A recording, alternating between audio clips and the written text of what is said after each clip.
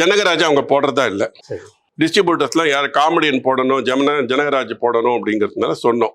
சரின்ட்டு அக்செப்ட் பண்ணிட்டாங்க. ஒரு 5 days தான் வேலை அப்படின்னாங்க. நாங்கள் வந்து 5 daysக்கு வேலைன்னா அவர் வந்து 60,000 ரூபா கேட்டாங்க. எங்கள் பெரியப்பா வந்து 30,000 தான் பேசினார். எங்கள் பெரியப்பா அதுக்கு மேலே ஒத்துக்க மாட்டேன்ட்டாங்க. அப்புறம் 2 பேரும் ஒரு மாதிரி ஒரு காம்ப்ரமைஸ்க்கு வந்து ஒரு நாளைக்கு 5,000 ரூபாய், 5 நாள் 65,000 ரூபா போகுதுன்னு. ஆனா அவர் வந்து 100 நாள் நடிச்சார். அவர் அதனால எனக்கு வரும்போதெல்லாம் தெய்வமே இன்னைக்கு நான் சூரியனை பார்த்த உடனே இன்னைக்கு முக்தா பிலிம்ஸ்ல ஷூட்டிங் இருக்குடா அப்படின்னாரு, வந்துட்டேன் அப்படின்னு கலாட்டா பண்ணிட்டு இருப்பார் உட்காந்துட்டு. அதனால அந்த அந்த ப்ரொபோர்ஷன் நீங்க பாருங்களேன்.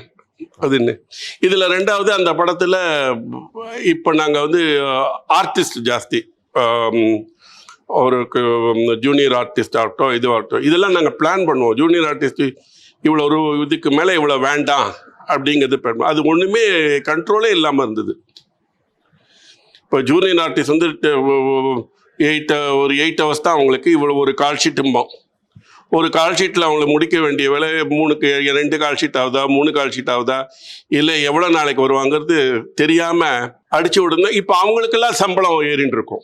100 நாளும் போது இவங்க ஜூனியர் ஆர்டிஸ்ட்டு இவங்கன்னு நீங்களே கால்குலேட் பண்ண சொல்லுங்கள். சினிமாவில் யார் சொன்னாலும் எவ்வளோ வரும்னு கால்குலேட் பண்ண சொல்லுங்கள்.